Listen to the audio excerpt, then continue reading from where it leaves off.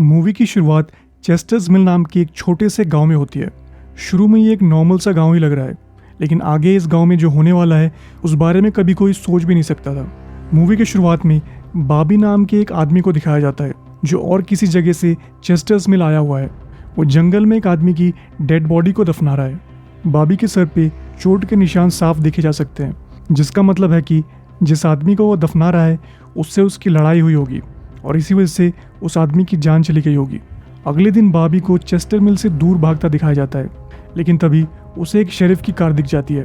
Sheriff को देखते ही बॉबी बहुत नर्वस हो जाता है, जिस वजह से उसका ध्यान रोड से हट जाता है। जैसे ही बॉबी शेरिफ की कार को पीछे छोड़ता है, उसके सामने दो गाय आ जाती है, जिस कारण बॉबी को बड़ी तेज़ी से अपनी कार घुमानी पड़ती है और उसका एक्सीडेंट हो जाता है। बॉबी अब एक फील्ड में है जहाँ लोगों ने अपनी गाय छोड़ रखी है, लेकिन तभी अचानक से एक अर्थक्वेक आता है, पूरे गांव को हिला के रख देता है और तभी बॉबी के सामने आसमान से कोई चीज़ बड़ी तेज़ी से नीचे गिरती है। जो भी चीज़ आसमान से गिरी थी उसने बॉबी के सामने खड़ी एक गाय को दो हिस्सों में काट के रख दिया था। बॉबी आगे जाके देखता है तो उसे पता चलता है कि वो एक इनविजिबल वॉल है और वो इतनी शार्प है कि उसने लोगों के घर को भी दो हिस्सों में काट के रख दिया है। कुछ देर बाद जोई नाम का एक लड़का बॉबी से पूछने आता है कि क्या वो ठीक है।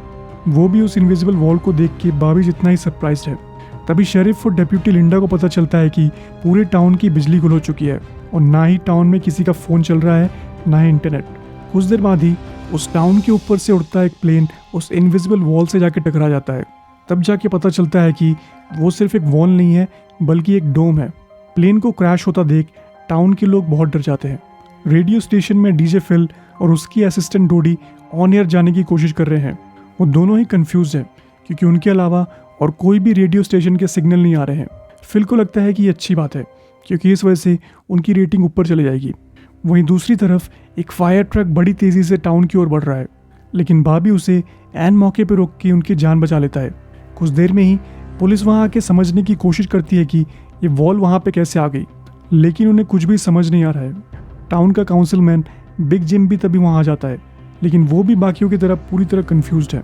उन्हें पता चलता है कि टाउन में एंटर होने वाली सारी रोड्स बंद पड़ी हुई है, जिस वजह से काफ़ी एक्सीडेंट भी हो रहे हैं और एक्सीडेंट्स रोकने के लिए उन्हें रेडियो पे इमरजेंसी अनाउंसमेंट करनी होगी।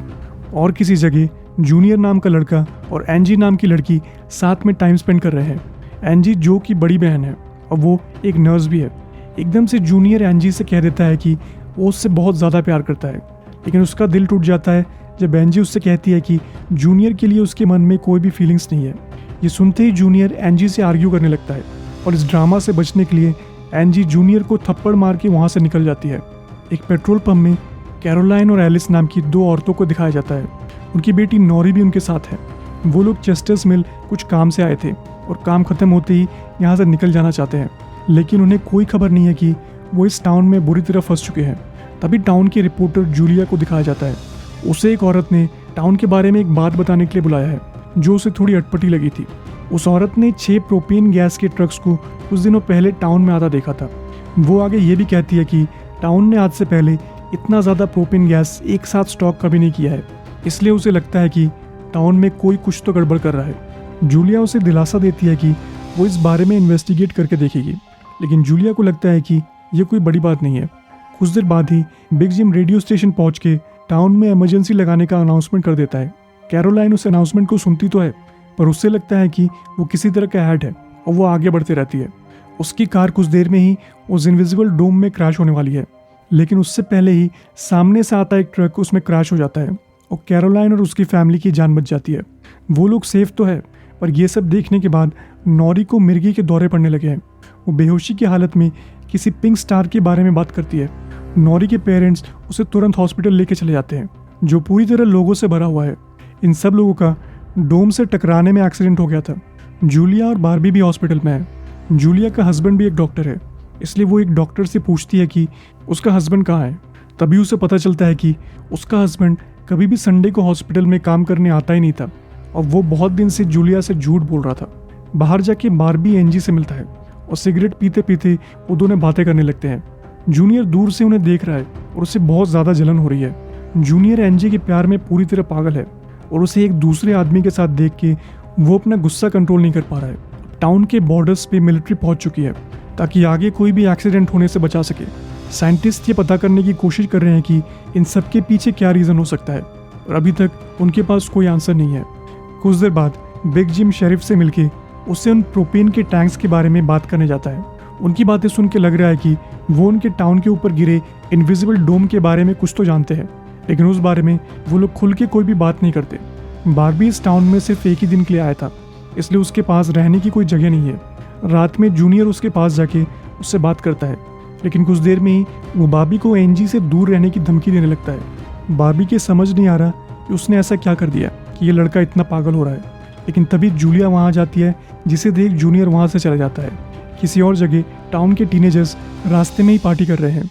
वहाँ जोई एक दूसरे लड़के से मिलता है और वो लोग उनके टाउन में जो हो रहा है उस बारे में बातें करने लगते हैं। एकदम से वो सभी नोरी की तरह मिर्गी के दौरे पड़ने लगते हैं और वो भी किसी पिंक स्टार के बारे में बड़बड़ाने लगता है। जोई की सिस्टर एंजी अपने घर पे है, तभी जूनियर एकदम से उसके घर घुस जाता है और उसे किडनैप कर लेता है।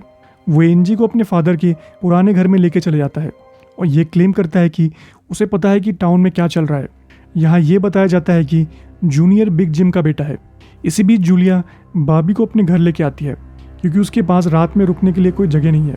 सब कुछ सही चल रहा था, लेकिन तभी बारबी जूलिया के हस्बैंड की फ़ोटो देख लेता है। ये वही आदमी है जिसे बारबी ने सुबह मार के दफन कर दिया था। तभी आज सुबह का फ्लैशबैक दिखाया जाता है।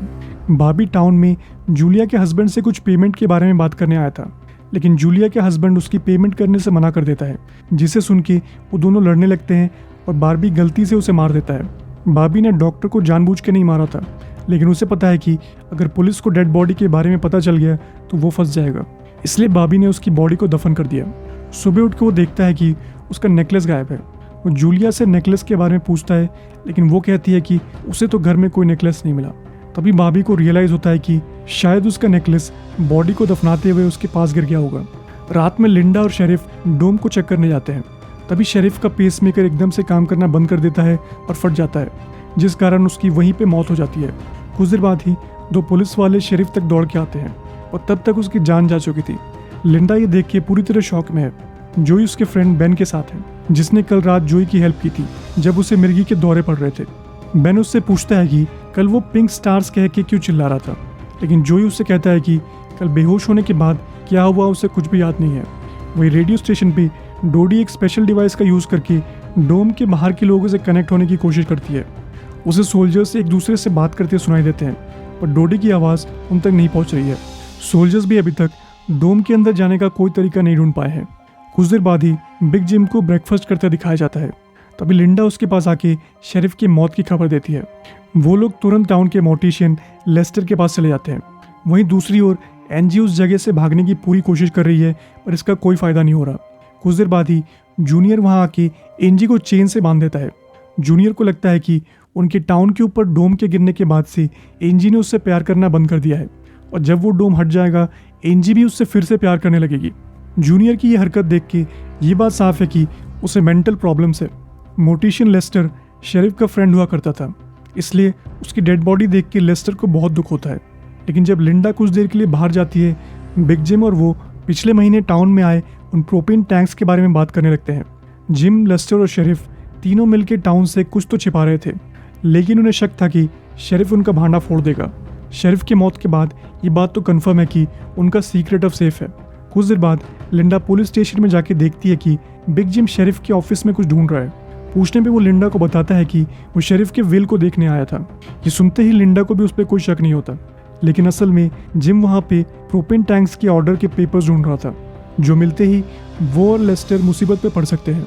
बिग जिम को लगता है कि वो पेपर्स शेरिफ के घर में होंगे, इसलिए वो लेस्टर को उन्हें लेने भेजता है। कुछ देर बाद ही जूलिया को रेडियो स्टेशन में दिखाया जाता है, जहाँ उसे पता चलता है कि वो लोग डोम के बाहर के सोल्जर्स की आवाज़ सुन सकते हैं। उन्हें पता चलता है कि सोल्जर्स ज़मीन खोद के नीचे से टाउन में घुसने की कोशिश कर रहे हैं और वो लोग फिर भी अंदर नहीं आ पा रहे। जूलिया ये इन्फॉर्मेशन रेडियो में ब्रॉडकास्ट कर देती है। ये न्यूज़ सुनते ही लोग और ज़्यादा डर जाते हैं। उसी वक्त जोई और बेन को बॉर्डर के पास दिखाया जाता है। वो लोग देखने आए हैं कि क्या साइंटिस्ट को डोम के बारे में कुछ पता चला कि नहीं। वो लोग चेक कर रहे हैं कि क्या पानी का डोम पे कोई फ़र्क पड़ता है कि नहीं, लेकिन कई एक्सपेरिमेंट्स करने के बाद भी उन्हें इस डोम के बारे में कुछ भी समझ नहीं आ रहा। कुछ देर बाद ही बाबी जूलिया के हस्बैंड के केबिन में अपना नेकलेस ढूंढने की उम्मीद में जाता है। उसे वहाँ अपना नेकलेस मिल भी जाता है, लेकिन तभी जूनियर वहाँ आके बॉबी को फिर से धमकाने लगता है। वो बॉबी से कहता है कि एनजी के पास जाने की हिम्मत भी मत करना। ये सुनते ही बॉबी को समझ आ जाता है कि जूनियर का दिमाग खराब है। बॉबी जूनियर को भगाने के लिए उससे लड़ने लगता है और बड़ी इजीली उसे गिरा देता है। अगले सीन में लेस्टर को शेरिफ के घर घुसता दिखाया जाता है। वो उन प्रोपेन टैंक्स के इंपोर्ट के पेपर्स को ढूंढने यहाँ आया है। उसे पेपर्स एक ड्रॉर के नीचे मिलते हैं। लेस्टर उन पेपर्स को वहीं पे आग लगा देता है, लेकिन गलती से वो आग पूरे घर में फैल जाती है। बहुत जल्द लोग घर के आसपास जमा होकर आग बुझाने की कोशिश करने लगते हैं, लेकिन बिना फायर ट्रक के ये काम इम्पॉसिबल है। अगर वो आग ना बुझाई जाए तो डोम के अंदर का टेम्परेचर बहुत ज़्यादा बढ़ जाएगा, जिस कारण टाउन के सभी लोगों की मौत हो जाएगी। बारबी भी बाकी लोगों की आग बुझाने में हेल्प करने लगता है। तभी लिंडा को घर के अंदर से लेस्टर के चिल्लाने की आवाज़ आती है। वो दौड़ के अंदर जाती है और उसे बचा लेती है। लोग 1 घंटे से आग बुझाने की कोशिश कर रहे हैं, लेकिन इसका कोई फ़ायदा नहीं हो रहा। इसलिए जिम वहाँ एक लोडर लेके आता है और आग को जड़ से ही ख़त्म कर देता है। टाउन के सभी लोग ये देख के थोड़ी राहत की सांस लेते हैं, लेकिन तभी पॉल नाम का एक पुलिस वाला पागल होने लगता है। वो चिल्ला के सबसे ये कहने लगता है कि वो लोग इस मुसीबत से कभी बाहर नहीं आ पाएंगे और बहुत जल्द वो लोग एक दूसरे की जान लेने लगेंगे। ये कहते हुए वो हवा में एक गोली चला देता है, जो डोम से टकरा के एक दूसरे पुलिस वाले को लग जाती है। उसकी मौके पे ही मौत हो जाती है और पॉल को अरेस्ट कर लिया जाता है। रात के समय जोई और उसके फ्रेंड्स स्केटिंग करने निकल जाते हैं। नॉरी उसके पास आके कहती है कि उसे उसका फ़ोन चार्ज करना है। वो नॉरी को अपने घर ले जाता है जहाँ जनरेटर लगा हुआ है। इसी बीच लिंडा पॉल को जेल में ले जाने लगती है, लेकिन पुलिस स्टेशन के बाहर लोग पॉल की इस हरकत के कारण उसे खुद ही सज़ा देना चाहते हैं। जिम उन्हें ये कह के शांत करने की कोशिश करता है कि टाउन की कंडीशन वैसे ही ख़राब है, इसे और ख़राब करने की कोशिश ना करे। पॉल को लॉक करते ही उसे हार्ट अटैक आ जाता है। लिंडा उसे चेक करने जाती है तो उसे पता चलता है कि वो नाटक कर रहा था। पॉल उस पर अटैक करके लिंडा को वहाँ लॉक करके निकल जाता है। वहीं बंकर में जूनियर फिर से एनजी के पास जाता है। एनजी को समझ आ गया है कि अगर उसे यहाँ से निकलना है तो उसे जूनियर को मैनिपुलेट करना होगा। इसलिए एनजी उसे उस टनल के बारे में याद दिलाती है जहाँ वो लोग बचपन में खेला करते थे। एनजी कहती है कि वो लोग टनल का यूज़ करके डोम के बाहर जा सकते हैं और साथ में अपनी नई लाइफ स्टार्ट कर सकते हैं। एनजी को लगता है कि ये सब सुन के जूनियर उसे छोड़ देगा, लेकिन जूनियर पहले खुद वहाँ जाके देखना चाहता है कि उस टनल का यूज़ करके डोम के बाहर जाया जा भी सकता है कि नहीं। कुछ देर बाद जिम पुलिस स्टेशन जाके देखता है कि लिंडा जेल में बंद है और पॉल वहाँ से भाग गया है। वो तुरंत लिंडा को वहाँ से निकाल देता है, लेकिन तभी उन्हें पता चलता है कि पॉल अपने साथ एक राइफल और बुलेट्स लेके भागा है। लिंडा तुरंत पॉल को ढूंढने जंगल की ओर जाने लगती है, क्योंकि वो जानती है कि पॉल को हंटिंग करने का शौक है, इसलिए हो सकता है कि वो जंगल की ओर भागा हो।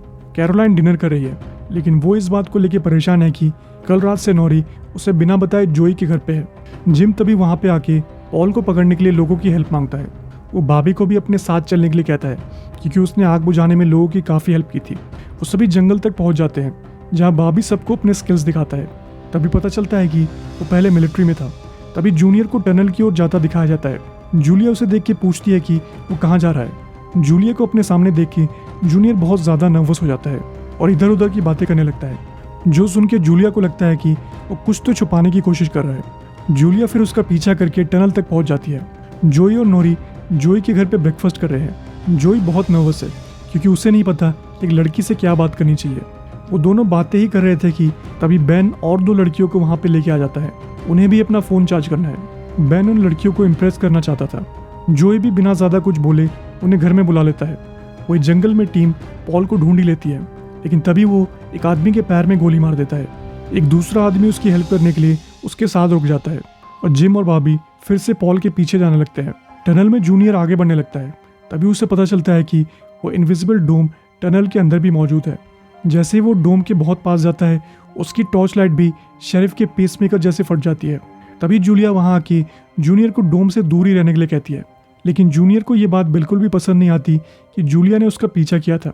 वो बहुत गुस्से में डोम को पंच मारने लगता है, लेकिन जूलिया उसे समझा के उसे रोक देती है। वो दोनों फिर वहीं बैठ के बातें करने लगते हैं। जूनियर उसे बताता है कि बॉबी एक अच्छा इंसान नहीं है और बॉबी ने बिना बात के उसे बहुत मारा था। वहीं जो का घर अब पूरी तरह लोगों से भर गया है। सभी वहाँ पे अपने फ़ोन्स और लैपटॉप्स चार्ज करने आ रहे हैं। ये सब देखते हुए नॉरी सबको वहाँ से निकल जाने के लिए कहती है। उसकी तो एक लड़के से लड़ाई भी होने वाली थी कि तभी जोई का जनरेटर भी फेल हो जाता है। वही जंगल में बारबी और जिम पॉल तक पहुँच तो गए हैं, लेकिन वो लोग उसे कुछ कर नहीं पा रहे, क्योंकि पॉल ने अपनी राइफल उनकी ओर पॉइंट कर रखी है। पॉल बस जिम को मारने ही वाला था कि तभी लिंडा पीछे से आके पॉल का गेम ओवर कर देती है। वहीं जोई के घर पे कैरोलाइन वहाँ आके अपनी बेटी पे चिल्लाने लगती है क्योंकि वो कल रात से अपनी माँ को बिना बताए यहीं पे है। तभी जोई और नोरी हाथ पकड़ लेते हैं। ऐसा करते ही उन दोनों को एक साथ मिर्गी के दौरे पड़ने लगते हैं और वो लोग फिर से ये बड़बड़ाने लगते हैं कि पिंक स्टार नीचे आने वाला है। वहीं बंकर में जूनियर फिर से एंजी से मिलने जाता है, लेकिन इस बार वो अपने साथ एक फर्स्ट एड बॉक्स लाया है। एंजी उसे बातों में फंसा लेती है और बड़ी चालाकी से फर्स्ट एड बॉक्स से एक कैची अपने पास छुपा लेती है। लास्ट सीन में जूलिया और बार्बी दोनों घर वापस आ गए हैं।